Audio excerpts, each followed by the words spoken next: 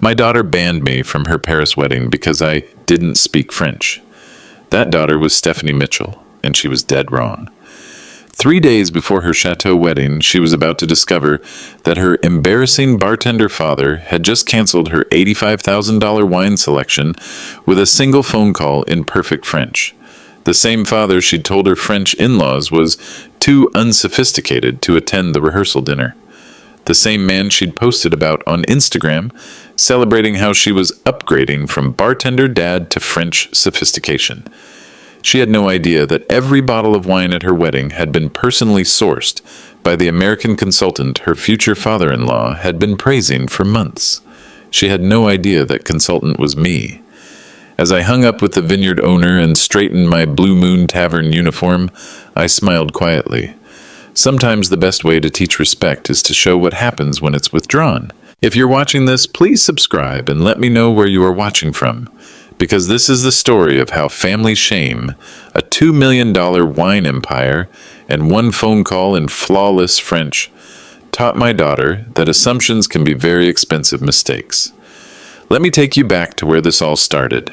My name is Daniel Mitchell, but everyone calls me Dan. For the past 8 years, I've been working nights at the Blue Moon Tavern, pulling draft beers and mixing cocktails for $50 in tips on a good night. Not exactly the career path you'd expect from someone who once owned the most respected sommelier program in Chicago, but that was before the divorce, before Karen took half of everything I'd built, before my daughter learned to see me as the man who lost it all. Stephanie was 18 when her mother and I split. Karen made sure she understood the narrative. Dad was the failure. Dad couldn't handle success. Dad had a drinking problem. None of it was true, but teenagers believe what they want to believe, especially when it comes from the parent who isn't working double shifts to pay alimony. The day Stephanie announced her engagement to Philippe Rousseau, she couldn't even look at me. We were sitting in a Panera Bread, neutral territory, she called it, while she showed me pictures on her phone. His family owns vineyards in Bordeaux, she said, scrolling past photos of chateau estates. They're very sophisticated. That's wonderful, honey. I'm happy for you. She paused. The wedding's going to be in Paris, at Chateau de Malmaison. Very exclusive. I knew the venue. I'd consulted for events there back in 2019, but Stephanie didn't need to know that. Philippe's father has a wine collection worth over $2 million, she continued. They really appreciate fine culture. The way she said fine culture stung, like I'd never introduced her to anything beyond beer nuts and jukebox music. I suppose I should meet them, I said. Stephanie's face went pale. Actually, Dad, that's complicated. How so? Well, they don't really understand American working-class culture. And with your situation at the bar, my situation? She fidgeted with her engagement ring. Philippe's family is very traditional. They expect a certain level of sophistication. They speak French at dinner parties. They discuss wine pairings and art collections. And you think I can't handle that? It's not about what you can handle, she said quickly. It's about appearances. Philippe's parents already think Americans are uncultured. I just don't want to confirm their prejudices. I sat there in silence, watching my daughter explain why her father wasn't good enough for her wedding. The irony was almost funny. Almost. So what are you saying, Stephanie? I'm saying maybe it's better if you stay home. For the rehearsal dinner, anyway. The actual wedding is different, more casual. More casual. A $25,000 venue is more casual. Does Philippe know what I used to do?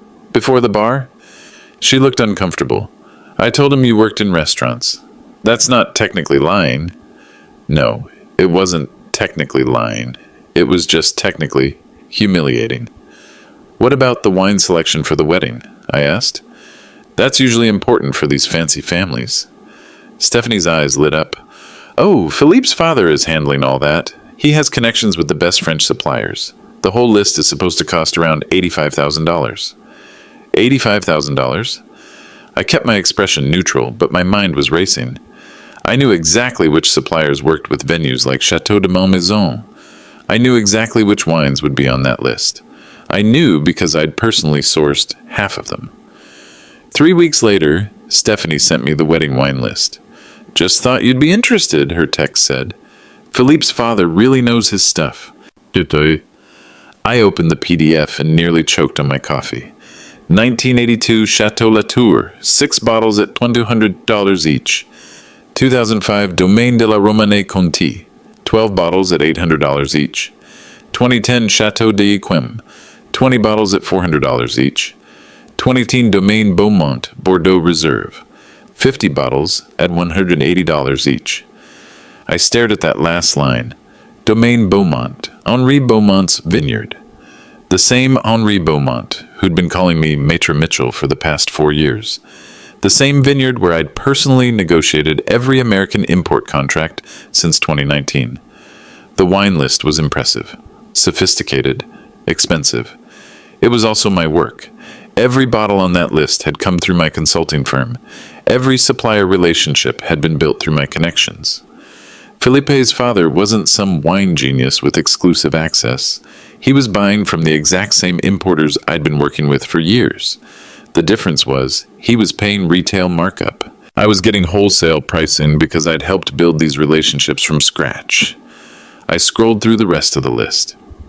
350 bottles total, $85,000, just like Stephanie said, for a wine collection that I could have sourced for $38,000. The irony cut deep. My daughter was embarrassed by her bartender father, not knowing that her sophisticated future father-in-law was basically using my Rolodex to plan his son's wedding. But there was a bigger problem. If Stephanie was ashamed of me now, what would happen when Philippe's family discovered the truth? Because they would discover it, eventually. The wine industry is smaller than people think, especially when you're dealing with premium French imports. Henri Beaumont knew exactly who D. Mitchell Consulting was. So did every other vineyard owner on that list. Sooner or later, someone would make the connection between the American sommelier they respected and the bartender their son had married into. When that happened, Stephanie wouldn't just be embarrassed, she'd be exposed. Her entire narrative about escaping her working-class background would crumble. Philippe's family would realize she'd been lying about her father's status. That kind of deception could destroy a marriage before it started. I had 2 choices. I could tell Stephanie the truth and save her from future humiliation, or I could let her maintain her lie and watch it explode later. The problem was, she'd made it clear she didn't want the truth. She wanted the simple story: successful daughter, failed father, clean separation from her past. I looked at my phone. Stephanie had sent 3 more messages. Isn't the list amazing? Philippe, says his father has incredible taste. I'm so lucky to be marrying into a family that appreciates fine things. Each message felt like a small knife. My daughter was praising another man for work I'd done, using my expertise as evidence of her new family's superiority over her old one. But what really stung was the last message. Don't worry about understanding the wines, Dad. I know this stuff is way over your head. Way over my head. I'd spent 15 years building relationships with French vineyard owners. I'd written import protocols that were now industry standard. I'd consulted for restaurants with more Michelin stars than Philippe's father had ever eaten at. And my daughter thought wine was over my head because I served beer at the Blue Moon Tavern. I set the phone down and walked to my closet. In the back, behind my work shirts and bar uniforms, was a small fireproof safe. Inside were documents I hadn't looked at in months. Consulting contracts, bank statements, letters of recommendation from the French Wine Authority. Evidence of a life my daughter didn't know I lived. The consulting income alone was $2.3 million annually. More than Philippe's father made from his vineyard investments. More than Karen had gotten in the divorce settlement. Enough to buy every bottle on Stephanie's wedding list twice over. But none of that mattered if my daughter was determined to see me as a failure. The question was, what was I willing to lose to maintain her fantasy? The engagement dinner was held at Le Bernardin in Manhattan. Philippe's parents, Pierre and Margot Rousseau, had flown in specifically to meet Karen and assess the American side of the family. I wasn't invited, but Karen called me afterward, drunk on expensive champagne and social validation. They're absolutely charming, she gushed over the phone. Pierre has such refined taste. He was telling us about his wine collection. Apparently he has bottles that are worth more than most people's cars. That's nice, Karen. Stephanie looked so elegant. She fit right in with their crowd. Nothing like... She caught herself. Nothing like what? Nothing. I just mean she's really found her place. Her place. Away from me. Did they ask about me? I asked, though I wasn't sure I wanted to know. Karen's pause told me everything. Stephanie explained your situation very tactfully. My situation? She told them you're in the service industry, that you understand hard work and dedication. Service industry. Like I was a busboy instead of someone who'd trained at Le Cordon Bleu. And what did they say? Pierre was very gracious. He said honest work is nothing to be ashamed of. Honest work. Like I was some charity case they were tolerating. Karen, did Stephanie mention what I used to do?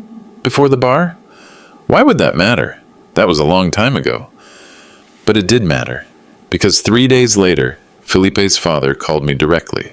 Mr. Mitchell, this is Pierre Rousseau, Philippe's father. When I was restocking beer coolers at the Blue Moon when my phone rang. Mr. Rousseau, congratulations on the engagement. Thank you. I was hoping we could meet for coffee. I have some questions about the wedding arrangements. Questions about wedding arrangements? From a man who'd supposedly handled everything himself. We met at a Starbucks near the tavern. Pierre arrived in a custom suit that probably cost more than my monthly salary. I showed up in jeans and a polo shirt, looking exactly like what Stephanie had told him. Working class. I appreciate you taking the time, Pierre said, settling into his chair with the careful precision of someone used to being important. Of course. What can I help you with? He opened a leather portfolio. The wine selection for the reception. I've been working with several importers, but I'm concerned about authenticity. These American suppliers, he shrugged, sometimes they make promises they cannot keep. I kept my face neutral. What kind of concerns? Take this Domaine Beaumont, for example. He pointed to a line on his list. The importer claims they have exclusive access, but I've heard rumors about quality control issues with their American distribution. Quality control issues? I'd personally overseen every shipment from Domaine Beaumont for 4 years. Have you worked with this importer before? I asked. D. Mitchell Consulting. The name sounds American, which makes me nervous. French wine requires French understanding, you know. D. Mitchell Consulting, my consulting firm. He was complaining about my company's quality control to my face. What makes you think there might be issues? I asked. Pierre leaned forward conspiratorially. Between us, I'm not convinced this D. Mitchell person really understands French wine culture. The prices are suspiciously good. Too good, perhaps. Too good. Because I'd built relationships with vintners over years, not months. The other concern, he continued, is communication. This consultant supposedly speaks French, but his emails... Pierre waved his hand dismissively. They lack the nuance of a native speaker. Lack nuance. I'd been corresponding with French vineyard owners since before Philippe was born. What would you like me to do? I asked. Well, Stephanie mentioned you work in hospitality. I thought perhaps you might know reliable suppliers, people who could verify the authenticity of these wines. Hospitality. That was one way to describe 12 years of sommelier training. I looked at Pierre's list again. Every wine on it was legitimate. Every supplier relationship was solid. The prices were fair because I'd negotiated them personally, but explaining that would require explaining who I really was. And Stephanie had made it clear, my real identity was an embarrassment. These wines look fine to me, I said. The suppliers are reputable. Pierre frowned. You can tell just by looking? I've been around wine for a while. From your restaurant work. But this is different level, you understand? These are not house wines. They are investment pieces. Investment pieces. Like the 1982 Latour I'd personally selected for a private collector in Chicago. I understand, I said. Good. Then you agree I should find more established suppliers? People with proper French connections? I could have told him the truth right then. Pulled out my phone and shown him emails from Henri Beaumont. Explained that his mysterious American consultant was sitting across from him in a Starbucks. Instead, I nodded. Whatever makes you comfortable. Pierre smiled. Excellent. You see, this is why I wanted to meet you. You understand your place in this family. My place. The working-class father-in-law who should stay quiet and let the sophisticated people make decisions. There is one more thing, Pierre said. The rehearsal dinner. Philippe's grandmother will be attending and she speaks only French. Stephanie thought it might be awkward if you were there. Awkward how? Well, you don't speak French, and she can be quite particular about proper etiquette. I looked at this man who was using my supplier relationships while questioning my cultural sophistication, who was buying wines I'd sourced while explaining why I couldn't attend my daughter's rehearsal dinner. I wouldn't want to make anyone uncomfortable, I said. I knew you'd understand. Family harmony is so important. Family harmony. Built on lies and exclusion, I shook Pierre's hand and watched him drive away in his rented BMW. Then I sat in my Honda Accord and called Henri Beaumont. Henri, it's Dan. We need to talk. The conversation with Henri happened in rapid French, just like always. Danielle, mon ami, how are the American markets treating you? Complicated, Henri. I need to ask about the Rousseau account. Ah, Pierre Rousseau, yes, difficult man. Very suspicious of American wine knowledge, but his money spends the same as everyone else's. I was sitting in my car outside the Blue Moon, watching my coworkers set up for the evening shift while discussing a $1 million wine deal. Has he mentioned any concerns about our operation? Henri laughed. He thinks you're some amateur who got lucky with pricing. I told him your French is better than most Frenchmen, but he doesn't believe me. What did you tell him about D. Mitchell Consulting? The truth.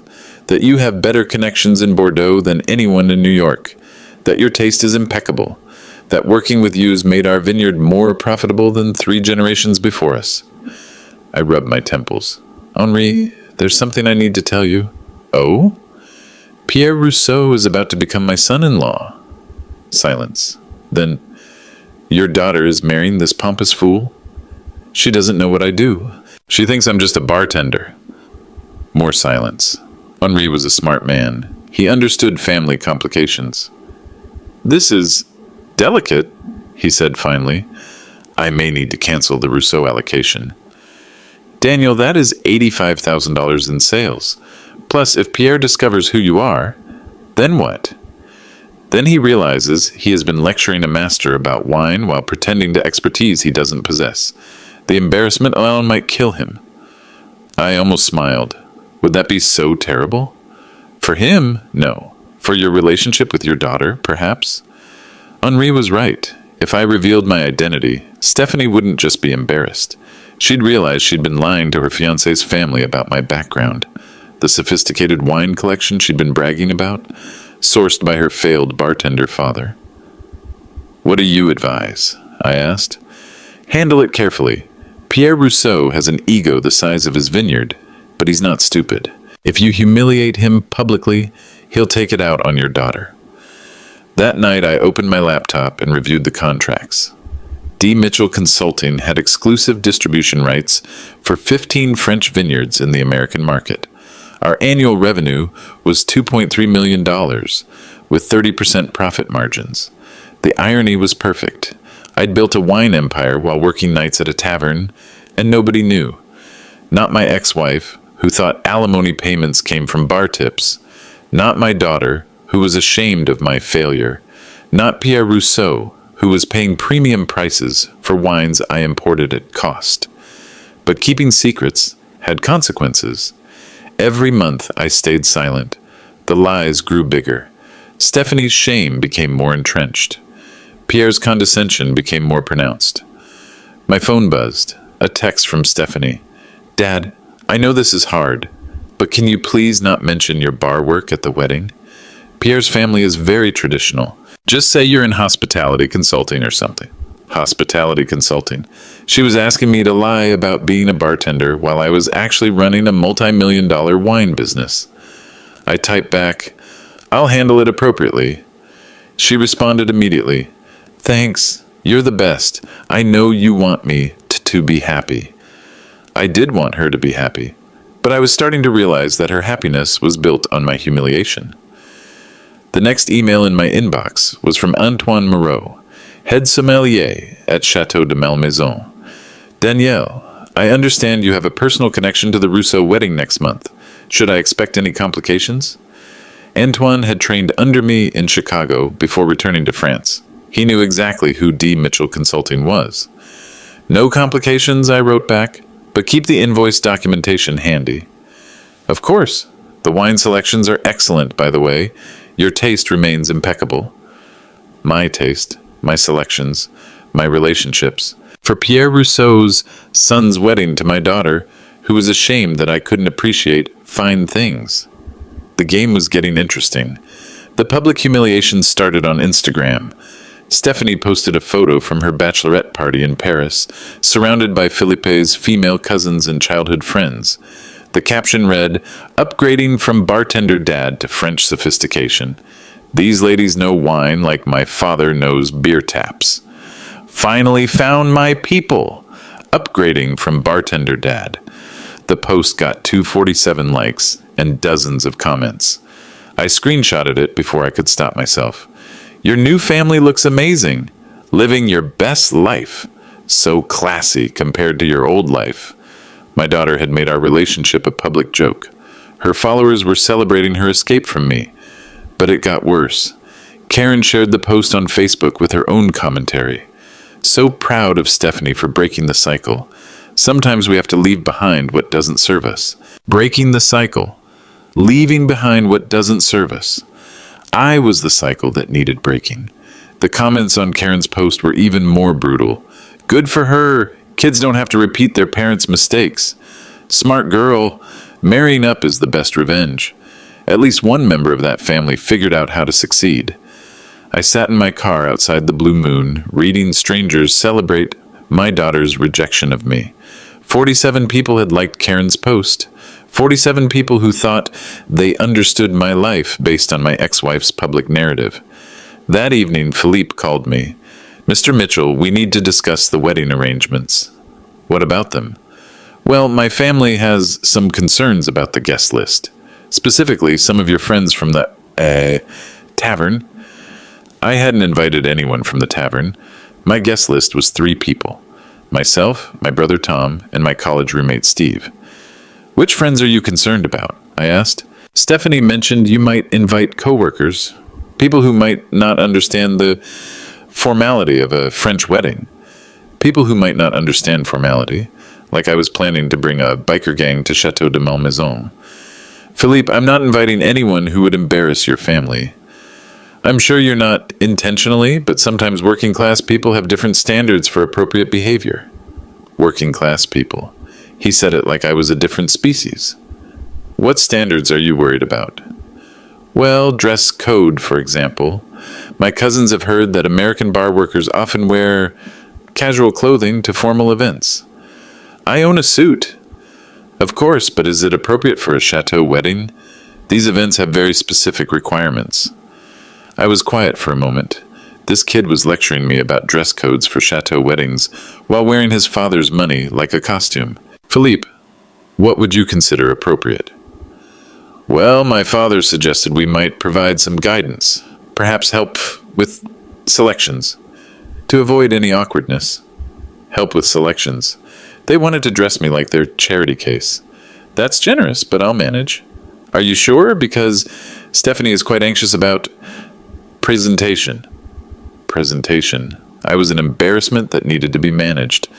"I understand Stephanie's concerns," I said, "but I think I can handle attending my daughter's wedding without causing a diplomatic incident."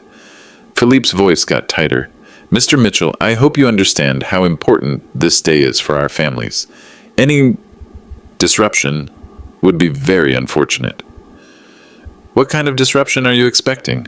"Well, cultural misunderstandings, language barriers, different expectations about behavior." Language barriers. The kid was worried I'd embarrass him in front of his French relatives. "Philippe, has anyone in your family actually met an American before?" "Of course, but not your kind of American."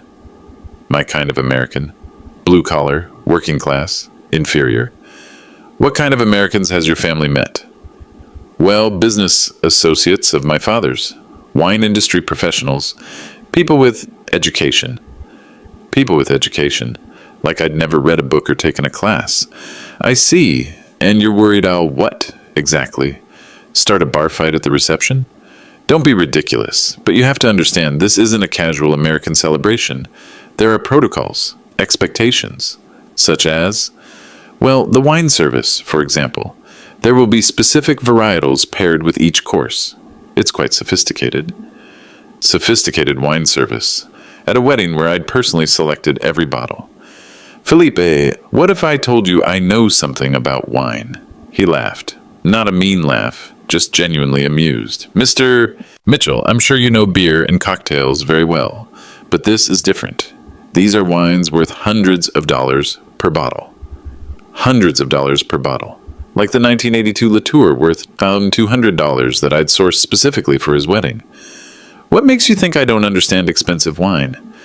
Well, Stephanie mentioned you've never really been exposed to fine dining. She said you prefer simple pleasures.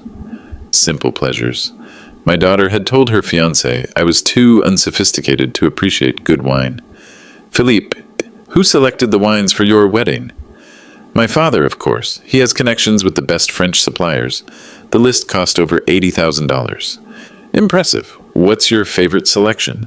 Oh, I don't pretend to have my father's expertise, but the Domaine Beaumont is supposed to be exceptional. Domaine Beaumont, Henri's vineyard. The same Henri who'd been calling me the most talented American wine consultant of his generation. Have you ever heard of D. Mitchell Consulting? I asked. No, should I have? They're the importers your father used for most of the wedding wines. Really? My father didn't mention that. Maybe you should ask him about them. After I hung up, I sat in my car for 20 minutes. This was getting absurd. Pierre Rousseau was bragging about his wine expertise while using my company's services. Philippe was worried about my cultural sophistication while planning to serve wines I'd personally selected. Stephanie was celebrating her escape from working-class embarrassment, while her sophisticated new family relied on my professional relationships. The irony was perfect. It was also starting to piss me off. My phone buzzed. Another Instagram post from Stephanie, this time a photo of wine bottles at a tasting in Bordeaux. Learning about real wine from people who actually understand it. So different from growing up around beer and basic cocktails. Can't wait to bring this sophistication to my own family someday. Leave the past behind. I was the past that needed leaving. That's when I made the decision. The moment came during the rehearsal dinner, which I wasn't invited to attend. I was working the evening shift at Blue Moon when my phone rang. Henri Beaumont, calling from France. Daniel, we have a problem. What kind of problem? Pierre Rousseau is demanding documentation proving our American distributor is legitimate. He wants to speak with D. Mitchell personally. I stepped into the back office, closing the door. When? Tomorrow morning, Paris time. He's threatening to cancel the entire order if he can't verify the consultant's credentials. Perfect. Pierre wanted to meet the mysterious American wine expert, the same American he'd been dismissing as culturally inferior. Henri, where is Pierre right now? Chateau de Malmaison, with the wedding party. They're doing final tastings for tomorrow's reception. Is Antoine there? Of course. He's managing the wine service. Put me on speaker with both of them. Daniel, are you sure about this? I looked around the Blue Moon's office. Faded beer posters on the walls, a schedule showing my shifts for the next month, a trophy from our Dart League championship. I'm sure. Very well. Calling now. The phone rang twice before Antoine's voice came through, speaking French. Antoine, it's Daniel Mitchell. Ah, Daniel, are you ready for tomorrow's chaos? That depends. Is Pierre Rousseau there? He's standing right next to me, actually, along with the entire wedding party. Perfect. Put me on speaker. I heard Antoine explaining to the group that D. Mitchell Consulting was calling to discuss the wine service. Then Pierre's voice, in English. This is Pierre Rousseau. Who am I speaking with? D. Mitchell, I said. I understand you have concerns about our wine selections? Yes, I do. This is a very important event, and I need to be certain about quality. Of course. Which specific wines are you questioning? Well, the 1982 Latour, for instance. How can I be sure it's authentic? I switched to French. Perfectly fluent, culturally nuanced French. Monsieur Rousseau, the Latour came directly from the chateau's private reserve. I have the provenance documentation if you'd like to review it. Silence. Then Pierre, also in French. You speak French. Couramment. I trained at Le Cordon Bleu and worked with Bordeaux vintners for 15 years. But you're American. Americans can learn French, Monsieur Rousseau. I heard murmuring in the background. Someone was explaining something in rapid French. Then Pierre again, his voice confused. Wait, you said your name is D. Mitchell? Daniel Mitchell, yes. But that's the name of the bride's father. I'm aware. More murmuring. Someone was clearly having a realization. Daniel? Antoine's voice cut through the confusion. Should I explain, or would you prefer to? Explain what? Pierre demanded. Papa? A young voice said in the background. Philippe. I think this is Stephanie's father. Impossible. Her father is a bartender. I am a bartender, I confirmed in French. I also happen to be a master sommelier and wine consultant. Dead silence. Then Henri's voice, amused. Pierre, meet Daniel Mitchell, the most respected American wine consultant in the French import business, and apparently your son's father-in-law. This is impossible, Pierre said, switching back to English. You work at a tavern. I work at a tavern at night. During the day, I manage wine imports for 15 French vineyards, including Henri's domain Beaumont. But Stephanie said what she needed to say to feel comfortable about her background. I heard a phone being grabbed. Then my daughter's voice, panicked. Dad, what are you doing? I'm having a conversation with your future father-in-law about wine. But you don't know about wine. Stephanie, every bottle on your wedding list came through my company. Every supplier relationship was built through my connections. The $85,000 wine selection your fiancé's family is so proud of, I sourced it personally. That's not... You can't... Antoine, I said, switching back to French. Would you please show the wedding party the invoice documentation? Certainly. Everyone can see that D. Mitchell Consulting sourced 92% of tomorrow's wine service. This is a mistake, Stephanie said, her voice getting higher. There's been some confusion. No confusion, Henri chimed in from France. I've been working with your father for 4 years. He's helped make my vineyard profitable for the first time in decades. Pierre's voice was faint. You're telling me that the American consultant that you've been questioning the competence of while using his services? Yes. I could hear Stephanie crying. Philippe was speaking rapidly in French to his father. Other voices were joining the conversation. Daniel, Antoine said quietly, everyone here seems quite surprised. I imagine they are. Stephanie is asking me to hang up. Don't hang up yet. Pierre, are you still there? I'm here. His voice was very small. I want you to know that I have no problem with you questioning my credentials. But I do have a problem with you treating me like an inferior while using my professional services.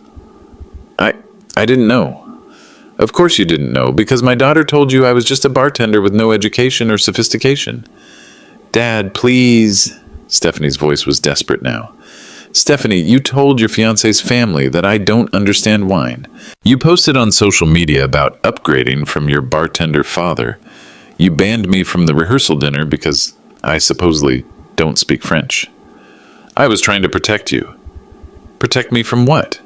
From embarrassment. From them looking down on you. But they are looking down on me, Stephanie, because you told them to. The line went quiet except for the sound of crying. Henri, I said finally, what's your recommendation for tomorrow's service? The wine selections are excellent, as always. Your taste remains impeccable. Pierre, do you have any other concerns about the wine quality? A long pause. Then, no concerns. Antoine, please proceed with the original plan. Certainly, Maître Mitchell. Maître Mitchell. Antoine had used the title in front of the entire wedding party. Wait, Philippe's voice, confused. Maître means master. Master Mitchell? Your father-in-law is a master sommelier, Antoine explained patiently. One of only 269 people in the world to hold that certification. But he works at a bar. I work at a bar because I choose to work at a bar, I said, not because it's the only job I can get. Daniel, Henri said, should I explain about your consulting income? That won't be necessary. But Pierre was already asking, what consulting income? 2.3 million annually, Henri said helpfully. Daniel makes more from our vineyard relationship alone than most people see in a lifetime. Another silence. This one lasted almost 30 seconds. Stephanie, I said finally, I'll see you at the wedding tomorrow. Dad, I'm sorry. I didn't...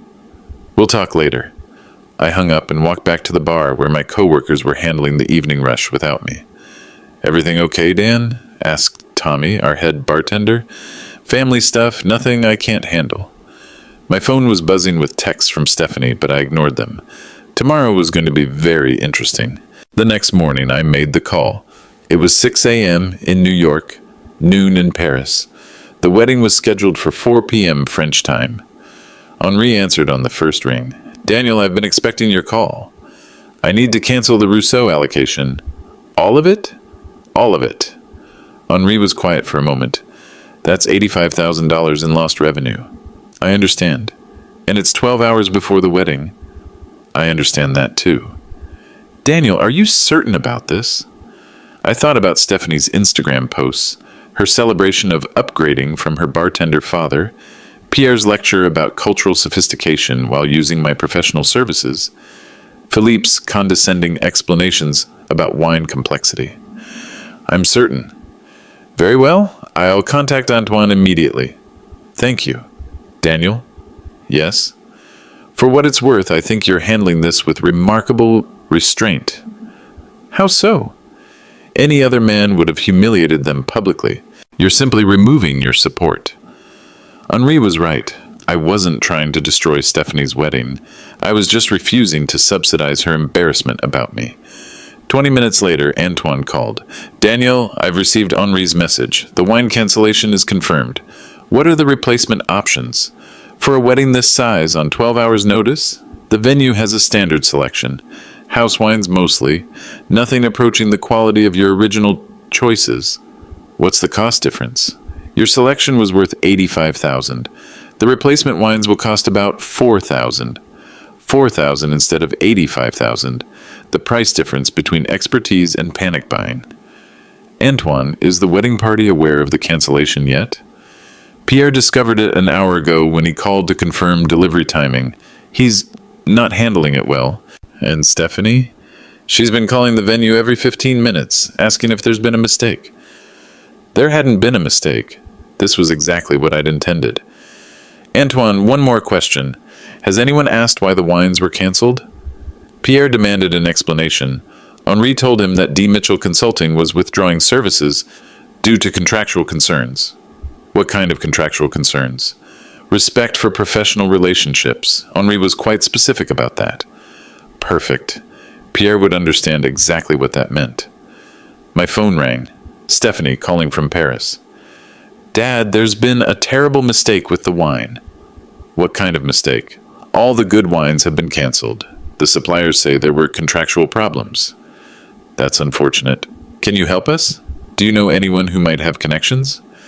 I almost laughed. Stephanie, what makes you think I would know wine suppliers? I don't know, maybe someone from the restaurant business? This is an emergency. What about Pierre's connections? Doesn't he have relationships with French vintners? He's trying everything, but nobody has inventory available on such short notice. What about Philippe's family network? They're all calling in favors, but the response times are impossible. She was quiet for a moment. Then, Dad, I know this sounds crazy, but do you remember that consultant, D. Mitchell, from yesterday? What about him? Could you maybe call him, ask if he'd reconsider? Why would I call him? Because you spoke with him yesterday. Maybe he'd listen to you. Stephanie, what makes you think D. Mitchell would care about my opinion? I don't know, but we're desperate. The wedding is in 6 hours. I looked around my apartment. On the coffee table was the original wine invoice marked canceled in red ink. Next to it were contracts showing my ownership of D. Mitchell Consulting. Stephanie, what would you want me to tell this consultant?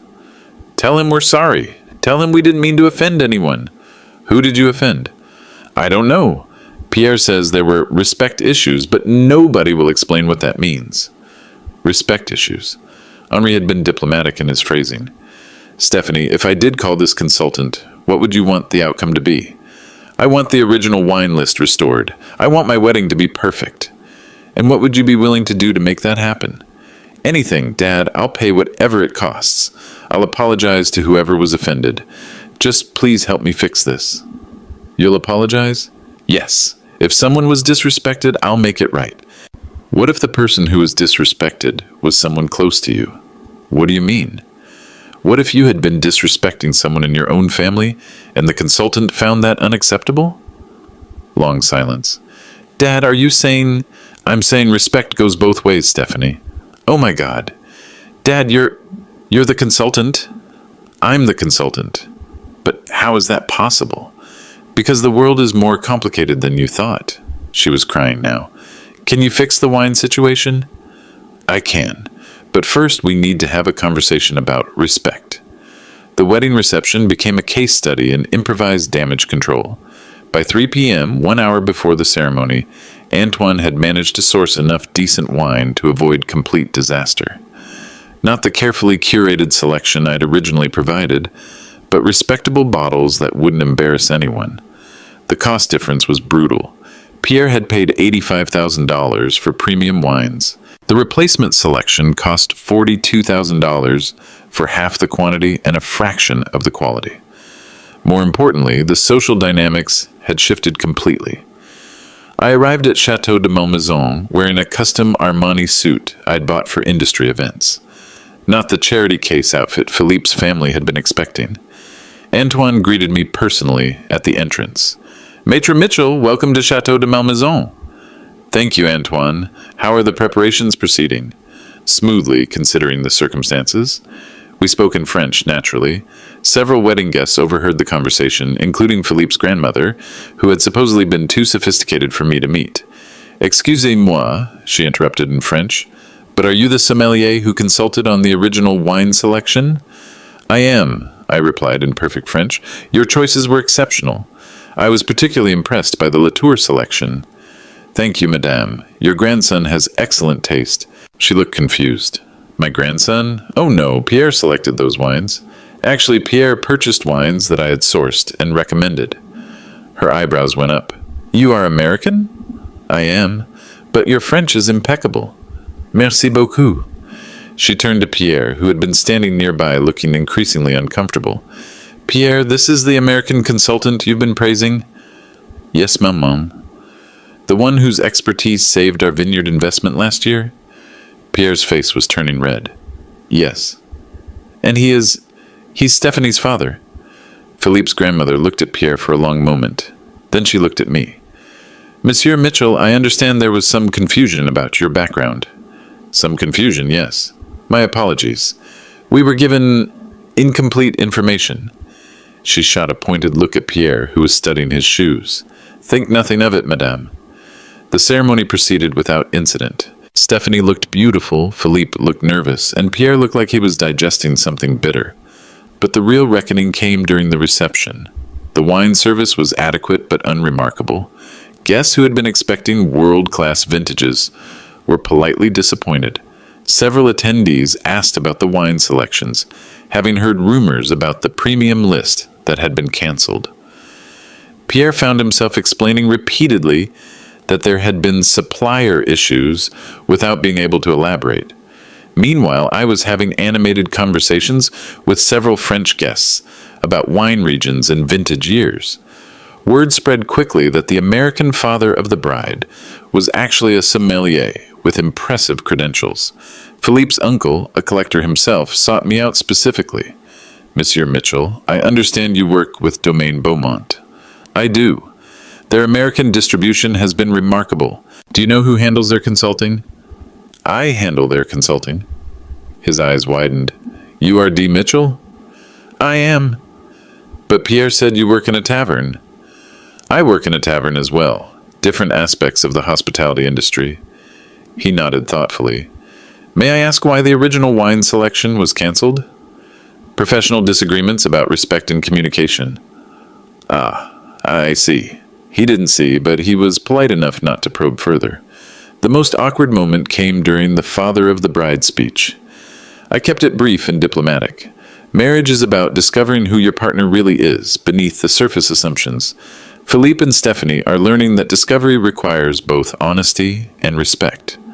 I wish them both the wisdom to see clearly and love truly. Several guests commented afterward that it was unexpectedly sophisticated for someone from the hospitality service industry. After the speeches, Stephanie found me on the terrace. "Dad, I need to apologize." "For what, specifically?" "For lying about who you are, for being ashamed of you, for treating your success like my embarrassment." "Why were you ashamed?" She was quiet for a moment. "Because Mom always said you were a failure, that you'd lost everything because you couldn't handle success." I believed her stories instead of looking at the evidence. "What evidence?" "The fact that you never missed an alimony payment, that you kept paying for my college even after the divorce, that you never defended yourself when she badmouthed you. Those things could have other explanations. But they don't, do they? You've been successful this whole time. You just didn't want to make Mom look like a liar. Your mother and I have our own issues to work out." "Dad, can you restore the wine selection as a wedding gift?" I considered this. The gesture would be generous, but it would also erase the lesson. "No." "Why not?" "Because consequences matter, Stephanie. You made choices about how to treat me. Those choices had results." But I apologized. Apologies are important, but they don't automatically undo damage. She nodded, tears in her eyes. "I understand. Do you? You're teaching me that respect has to be earned back, not just requested. I'm teaching you that respect should never have been lost in the first place." 6 months later, Stephanie called me from Paris. "Dad, I have something to tell you." "What's that?" "Philippe and I are moving back to New York. He's starting a wine import business, and he wants to learn from American consultants." "Interesting." "He asked if I thought you might be willing to mentor him." I almost smiled. "What did you tell him?" "I told him that would depend on whether he's ready to treat you with the respect you deserve." "And is he?" "He's learning. We both are." Pierre had called me a month earlier, requesting a lunch meeting. He'd wanted to discuss potential business partnerships between his vineyard interests and my consulting firm. The conversation had been stiff, but professional. He'd apologized for his initial assumptions and asked about collaboration opportunities. I'd agreed to a trial consulting arrangement, limited scope, clear boundaries, mutual respect. "Dad, can I ask you something?" "Of course." "Why did you keep working at the Blue Moon? If you were making millions in consulting, why keep tending bar?" It was a good question. "Because I liked the work, and because it reminded me where I came from." "But people judged you for it." "People judge anyway, Stephanie. The question is whether you let their judgments define your choices." "I let their judgments define how I saw you." "Yes, you did." "I'm sorry for that." "I know you are." "Dad, would you consider doing wine consulting for Philippe's new business?" "Under what conditions?" "Equal partnership, respect for your expertise, no more assumptions about your background." "And what about your assumptions?" "I'm working on those too." The conversation ended with plans for dinner when they returned to New York. Not a reconciliation, exactly, but a foundation for rebuilding. That evening, I worked my shift at the Blue Moon. Tommy asked about my daughter's wedding. "How did it go?" "Educational," I said, "for everyone involved. Good wine, adequate wine, but that wasn't really the point." "What was the point?" "Teaching people that respect isn't optional." I poured a draft beer for a customer and thought about the lessons we'd all learned. Sometimes the most powerful thing you can do is simply refuse to accept disrespect, even from people you love, especially from people you love. If you've been dealing with family members who don't value your contributions, remember this. You don't have to shrink yourself to make others comfortable. Set your boundaries and maintain them. Sometimes quiet power speaks loudest.